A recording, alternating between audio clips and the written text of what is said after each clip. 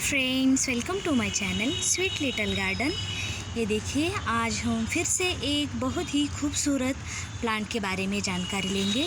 ये है हेलिकोनिया या फिर इसे जो है लोबस्टर क्लॉक के नाम से भी जाना जाता है, क्योंकि इसकी जो ये इन्फ्लोरेसेंस है बहुत ही खूबसूरत और नेल्स की तरह, क्लॉक की तरह दिखती है, इसीलिए इसे लोबस्टर क्लो भी कहा जाता है। तो चलिए जानते हैं इस प्लांट के बारे में और कुछ बातें। तो ये जो प्लांट है ये हॉट एंड ह्यूमिड क्लाइमेट में ज़्यादा अच्छी तरीके से ग्रो हो जाता है। जहाँ पे ज़्यादा ठंड पड़ती है वहाँ पर ये प्लांट अच्छी तरीके से ग्रो नहीं होता। ये प्लांट जो है एक राइज़ोम से ग्रो किया जाता है और उसके जो है राइज़ोम से कई बेबी प्लांट्स निकलते हैं, उससे भी ये रूट डिवाइड या फिर राइज़ोम डिवाइड करके इसके नए प्लांट बनाए जाते हैं। प्लांट तो इसका बहुत ही खूबसूरत, ये देखिए, जिंजीबेरी फैमिली से ये प्लांट होता है और इसके पत्ते भी बहुत ही खूबसूरत और लश ग्रीन होता है।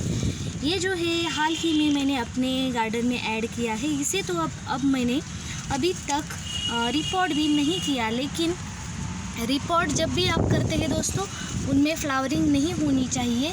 जब भी उसमें फ्लावरिंग कम हो जाए तब भी आप उसे रिपोर्ट कीजिएगा। तो ये जो प्लांट है इस तरीके से स्टॉक में निकलता है। जब भी आप प्लांट जो है खरीदी कर लेते हैं दोस्तों, तो उसे बड़े से बड़ा प्लांट जो होता है वही खरीदी कीजिएगा। जिस प्लांट में स्टॉक निकला है या फिर कलियाँ बनी है वही प्लांट आप ले लीजिएगा, क्योंकि अदरवाइज़ उस प्लांट में वो प्लांट आपको जल्दी ही फ्लावरिंग नहीं देगा, क्योंकि इसका प्लांट जितना मैच्योर होगा, मैच्योर हो जाने के बाद ही ये आपको फ्लावरिंग देता है। इसीलिए जब आपका प्लांट जो है मैच्योर होगा तभी आप उसे जो है डिवाइड भी कर सकते हैं और ज़्यादा से ज़्यादा बेबी प्लांट बनाकर जो है किसी को आप गिफ्ट भी कर सकते हैं। तो चलिए इस प्लांट के बारे में और कुछ बातें जानते हैं। ये देखिए, इस तरीके से इसका स्टेम होता है। ये देखिए, एक्चुअली ये जो है दोस्तों इसका स्टेम नहीं है, ये स्टेम नहीं है, ये फॉल स्टेम है। इसका जो स्टेम होता है वो ज़मीन के अंदर, मतलब अदरक की तरह इसका स्टेम ज़मीन के अंदर होता है, उसे अंडरग्राउंड मॉडिफाइड स्टेम कहा जाता है। और ऊपर के ये जो है ये इसके लीव्स है। इसमें जो है कई वैरायटीज़ और कई कलर भी आ जाते हैं। ये रेड कलर है, ऑरेंज भी आता है इसमें, और इसमें और जो बर्ड ऑफ पैराडाइज है वो भी इसी फैमिली में आता है। और ये देखिए दोस्तों, ये भी एक बर्ड ऑफ पैराडाइज का ही एक वैरायटी है। इसमें भी बहुत अच्छी तरीके से फ्लावरिंग हो जाती है। ये मेरे पिछले साल का है। इसमें जो है डाउनवर्डली डायरेक्शन इन्फ्लोरेसेंस निकलता है, मतलब इसका फ्लावर जो है ऊपर की ओर निकलता है और नीचे की ओर झुकता है। इसीलिए मराठी में जो है हमारी चोटी जो रहती है बिल्कुल उसी की तरह इसके फ्लावर रहते हैं। इसीलिए मराठी में इसे सीतेची वेणी ऐसा भी कहा जाता है। वो जो फ्लावर्स रहते हैं बहुत ही खूबसूरत डार्क रेडिश, ऑरेंज और येलो कलर में होते हैं। इस फैमिली के, मतलब जिंजीबेरेसी फैमिली के कई प्लांट्स मेरे पास है। तो देखिए उसमें कौन से प्लांट आ जाते हैं। ये देखिए, ये है इंसुलिन का प्लांट। इसमें भी रेड कलर के फ्लावर्स आते हैं। और ये है बटरकप प्लांट, और इसमें भी वाइट कलर के बहुत ही जो सेंटेड प्लांट होते, सेंटेड फ्लावर्स होते हैं वो आते हैं।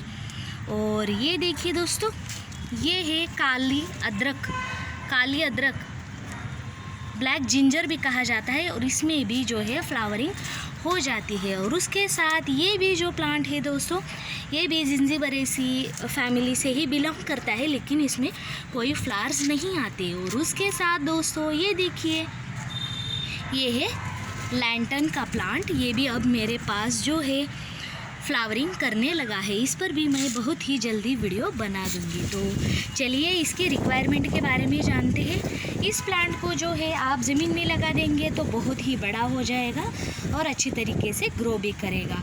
इस प्लांट को जो है आप कम से कम 10 इंच से लेकर 12 इंच से लेकर जो है 16 इंच तक का ही गमला दे दीजिएगा, ज़्यादा बड़ा मत दीजिएगा। और पानी जो है इसे मेंटेन ही डालिएगा, क्योंकि इसका जो स्टेम होता है ज़मीन के अंदर होता है, ज़्यादा पानी से इसका स्टेम गल भी सकता है। तो इसे आप इसकी स्टेम से डिवाइड करके भी नए प्लांट बना सकते हैं। ये जो प्लांट है दोस्तों, ये सेमी शेड में चल जाता है, या फिर जो है इसे आप सुबह की 1-2 घंटे की, या फिर 2-3 घंटे की, या फिर 4 भी घंटे की चलेगी। 4 घंटे तक की धूप आप दे सकते हैं, शाम की 2 घंटे की भी धूप दे सकते हैं। मतलब इसे हार्श सन या फिर जो है ज़्यादा सनलाइट पसंद नहीं, अदरवाइज़ इसके लीव जो है बर्न होने लगेंगे और ये प्लांट अच्छा नहीं दिखेगा। इसकी जब भी मिट्टी बनाते हैं दोस्तों, आप बहुत ही वेल ड्रेन बनाइएगा। जितने भी बल्बस राइजोम होते हैं उसकी मिट्टी कभी भी बहुत ही वेल ड्रेन बनाइए। उसीलिए उसमें जो है 40% गार्डन सॉइल, 40% सैंड और अदर जो है कंपोस्ट मिलाइएगा। कंपोस्ट में मोस्टली नीम खली और फंगीसाइड होना बहुत ही ज़रूरी है। उसके साथ इसमें आप DAP के थोड़े से दाने भी डाल सकते हैं, या फिर बोन डस्ट, बोन मील, या फिर जो है रॉक फॉस्फेट भी डाल सकते हैं। और जो कंपोस्ट है अगर इसको आप कम भी देंगे तो भी चलेगा। ये प्लांट अगर मैच्योर हो जाएगा तो ये प्लांट डेफिनेटली फ्लावरिंग करता है। इसके लिए मिट्टी जो है उतने मायने नहीं रखती, इसका एज ही इसके लिए मायने रखता है दोस्तों।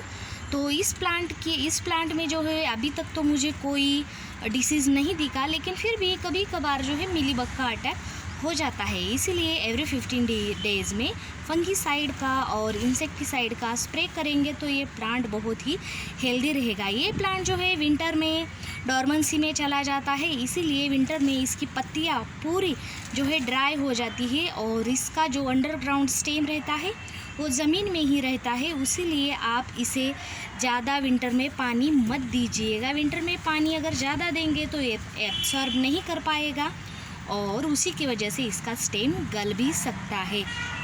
इसीलिए विंटर में कम से कम वाटरिंग दीजिएगा। मानसून में बहुत ही अच्छे तरीके से ये ग्रो भी करता है और फ्लावरिंग भी करता है। समर में धीरे धीरे ये ग्रो होना शुरू हो जाता है दोस्तों। और एक बात इसकी केयर करने के बारे में सोचेंगे तो साल में हर साल इसका रूट प्रून करना बहुत ज़रूरी है, क्योंकि जब रूट प्रून करते हैं तब आपको जब उसे बाहर निकालेंगे तो आपको पता चलेगा कि अगर उसमें कोई पार्ट डैमेज है अडेनियम की तरह, तो डैमेज पार्ट निकाल कर आप हेल्दी रूट जो है उसी पॉट में लगा दीजिएगा। फिर से ये फरवरी से जो है ये फ्लावरिंग करने लगेगा। तो इस तरीके से दोस्तों मेरा वीडियो अगर आपको पसंद आए तो लाइक, शेयर और सब्सक्राइब करना मत भूलिएगा। थैंक यू दोस्तों।